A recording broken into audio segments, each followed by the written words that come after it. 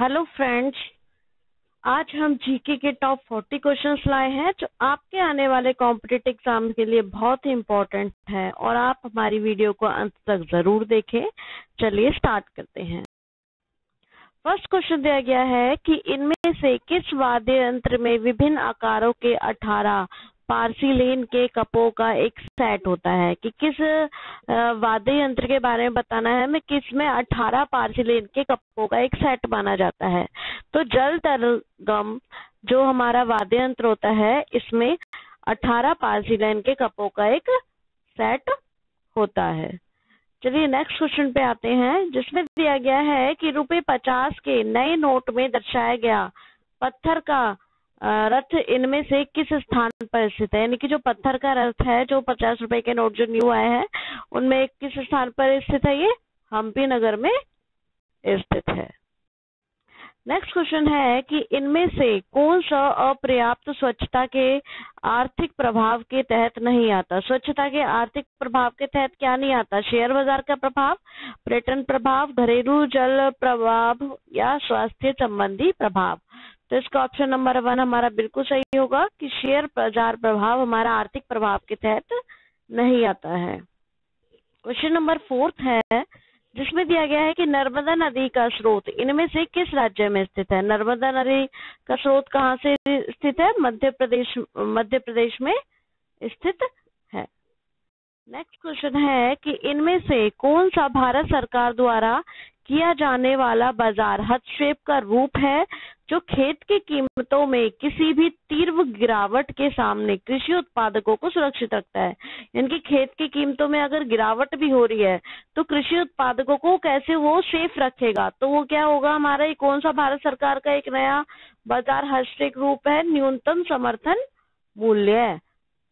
Next question है, what is ozone. Ozone से हम क्या समझते हैं? 3 molecules of oxygen. 3 molecules of oxygen को क्या कहा जाता है? ओजोन कहा जाता है। नेक्स्ट क्वेश्चन है कि इनमें से कौन सा भारत की राजकोषीय नीति का सामान्य उद्देश्य नहीं है।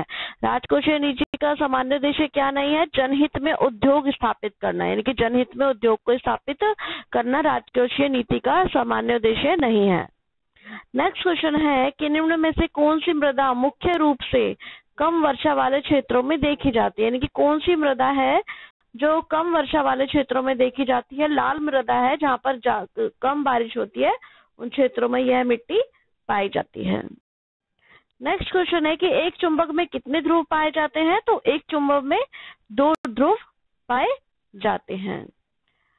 10th क्वेश्चन है कि the wings of an airplane are designed to optimize the speed of the aircraft as per which principle। ये किस प्रिंसिपल के तहत आता है? तो ये आता है बर्नौली प्रिंसिपल के तहत आता है, जो विंग्स ऑफ द एरोप्लेन्स पे बना हुआ है। आपको हमारे चैनल के साथ कंटिन्यूसली जुड़े रहने के लिए हमारे चैनल को सब्सक्राइब करना होगा, जो आपके एग्जाम के जीके की नॉलेज को गेन करने के लिए बहुत ही इम्पोर्टेंट है। और हर एग्जाम के लिए आपको एक पोर्शन बहुत अच्छा करना पड़ता है जिससे आपका एग्जाम क्लियर हो सके। तो आपको जीके बहुत ही अच्छा एक पोर्शन है एग्जाम का, जिसको आप ज्यादा से ज्यादा क्वेश्चन अटेम्प्ट करके ज्यादा से ज्यादा क्वेश्चन को हाईली जो आ चुके हैं उन क्वेश्चन को करने से आपको इम्पोर्टेंट मिलती है और आपके एग्जाम क्लियर होने में आसानी होती है। चलिए स्टार्ट करते हैं। 11th क्वेश्चन, इनमें से कौन एक सर्वाहारी नहीं है। इनमें से कौन सा जानवर है जो सर्वाहारी नहीं है? तो हिरन जानवर जो है जो सर्वाहारी नहीं है। 12th क्वेश्चन है कि इनमें से कौन सा फसल उत्सव जनवरी के महीनों में नहीं मनाया जाता। हाँ, तो यानी कि जनवरी में जो उत्सव आते हैं, तो कौन सा जो ऐसा त्योहार है जो जनवरी महीने में नहीं बनाया जाता। तो पोंगल, शिवरात्रि, लोहड़ी या संक्रांति। तो पोंगल, लोहड़ी और संक्रांति तो तीनों ही फसल कटने से रिलेटेड है, तो ये तीनों फसल कटने के बाद ही बनाए जाते हैं तीनों त्योहार। तो शिवरात्रि ऐसा त्योहार है जो फसल और उत्सव जनवरी में नहीं बनाया जाता। नेक्स्ट क्वेश्चन है कि what does PPP stand for in micro economics and GDP. PPP का मतलब क्या है माइक्रो इकोनॉमिक्स में, जीडीपी से रिलेटेड? तो परचेजिंग पावर पार्टी। तो परचेजिंग पावर पार्टी रिलेट करता है माइक्रो इकोनॉमिक्स से।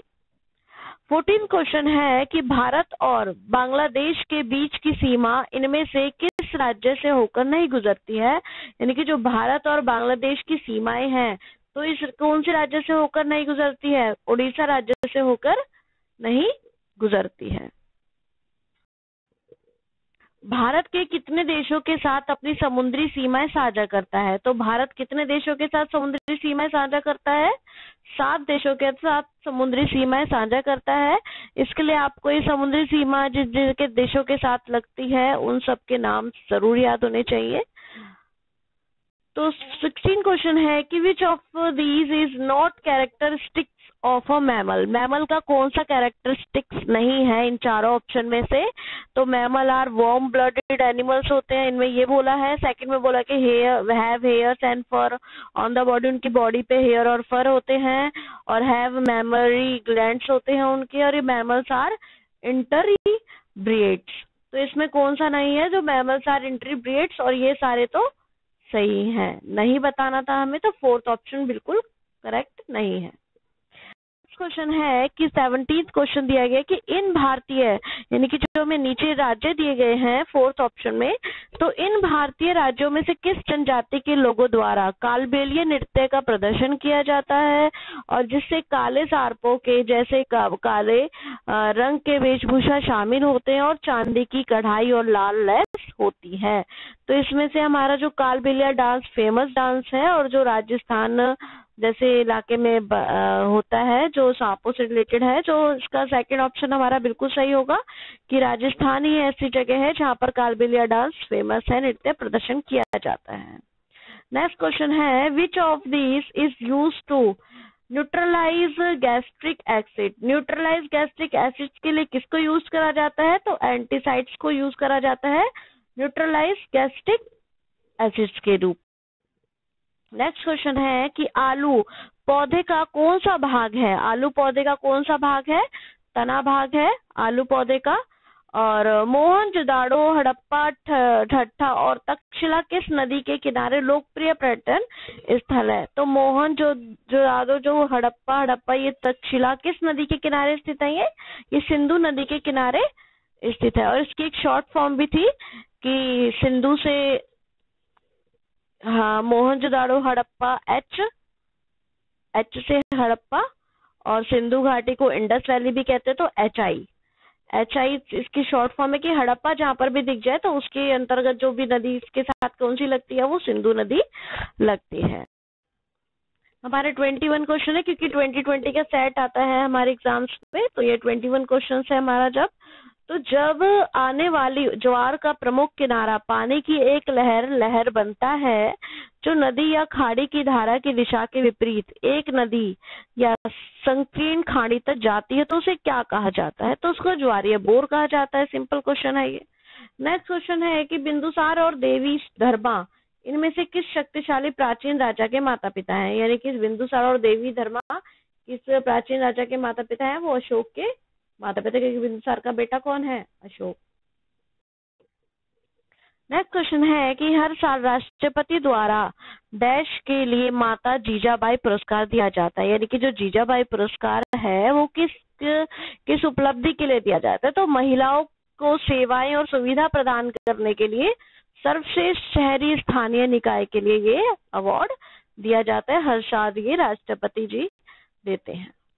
नेक्स्ट क्वेश्चन है कि इनमें से भारत रत्न से सम्मानित हुए विदेशी नागरिक कौन है? भारत रत्न से सम्मानित कौन से विदेशी नागरिक है? Nelson Mandela. 25 क्वेश्चन है कि संविधान की मूल हस्तलिपि प्रतियां डैश में रखी गई है। संविधान की मूल हस्तलिपि प्रतियां हैं वो कहाँ गई है? संसद भवन के पुस्तकालय में रखी गई है। इसको गैजेट्स हाउस भी कहा जाता है। 6 क्वेश्चन है कि सिंधु घाटी सभ्यता के दौरान कौन सा शहर मौजूद नहीं था? तो सिंधु घाटी सभ्यता थी तो जब उस टाइम पे कौन सा शहर मौजूद नहीं था? रूपर, धोलावीरा, कालाबंगा और कलिंग। तो रूपर, धोलावीरा और कालीबंगा के बारे में हम पढ़ चुके हैं क्योंकि ये इसके स्रोत हैं। तो कलिंग ऐसा शहर था जो सिंधु घाटी सभ्यता के टाइम पर मौजूद नहीं था। नेक्स्ट क्वेश्चन है 27। तो भारतीय राष्ट्रीय कांग्रेस की पहली महिला अध्यक्ष कौन बनी थी? Annie Besant. ये बहुत बार एग्जाम्स में आ चुका क्वेश्चन है। तो किसे भारतीय अंतरिक्ष कार्यक्रम के जनक के रूप में माना जाता है? तो ये 28 कहा गया है कि जो भारतीय अंतरिक्ष कार्यक्रम का जनक यानी कि जिसको इन्वेंट करा है, तो किसे माना जाता है? विक्रम साराभाई को। नेक्स्ट क्वेश्चन है 29 की हर साल राष्ट्रपति द्वारा डैश के लिए देवी अहिल्याबाई होलकर पुरस्कार, इसमें एक जीजाबाई का भी आया था क्वेश्चन। अब ये अहिल्याबाई होलकर पुरस्कार दिया जाता है राष्ट्रपति द्वारा तो महिलाओं की भलाई और कल्याण को बढ़ावा देने के लिए, सर्वश्रेष्ठ निजी क्षेत्र संगठन और सार्वजनिक क्षेत्र का उपक्रम के लिए ही ये अहिल्याबाई होलकर पुरस्कार भी दिया जाता है। ये भी महिलाओं से रिलेटेड ही है। 13 क्वेश्चन है कि इनमें से कौन भारत रत्न पाने वाले पहले भारतीय थे? पहले भारतीय कौन थे जिन्होंने भारत रत्न पाया था? तो सी राजगोपालाचारी। 31 क्वेश्चन है कि चंद्रगुप्त मौर्य ने इनमें से किस एक ग्रीक जनरल के साथ शांति संधि में प्रवेश किया था? जो चंद्रगुप्त द्वारा कौन से ग्रीक जनरल थे जिनके साथ उन्होंने शांति संधि में प्रवेश किया था? सेल्यूकुलस निकेटर के साथ उन्होंने एक शांति संधि करी थी। नेक्स्ट क्वेश्चन है the minimum strength of the council of ministers in a state as per constitution is, कितने मिनिमम स्ट्रेंथ होनी चाहिए? 12 लोगों की स्ट्रेंथ होनी चाहिए। नेक्स्ट क्वेश्चन है 13 कि एक दिवसीय अंतर्राष्ट्रीय मैचों में दोहरा शतक बनाने वाले पहले क्रिकेटर कौन है?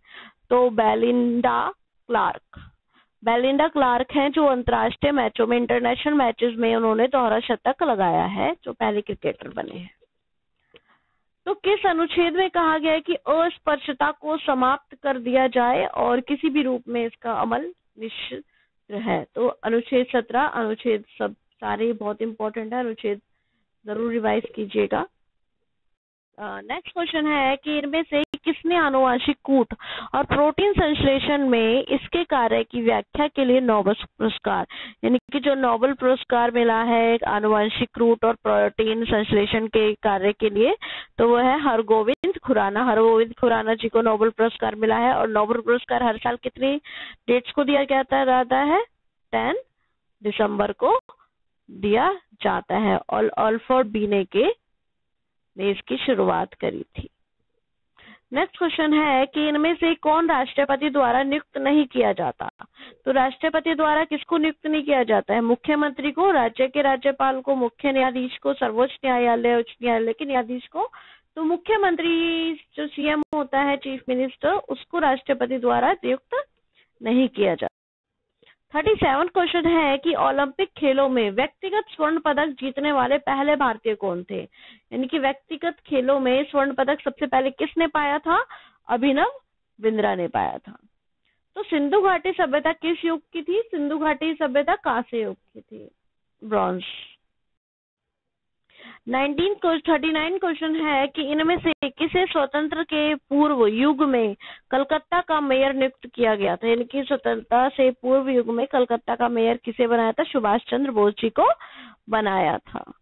लास्ट क्वेश्चन है कि which of these sports personalities original name was Cassius Clay? Cassius Clay किसका नाम है, ओरिजिनल नेम है? तो ये मोहम्मद अली का नाम ओरिजिनल नेम है, स्पोर्ट्स पर्सनैलिटी है ये हमारे। तो क्विंसिस क्ले कौन है? मोहम्मद अली।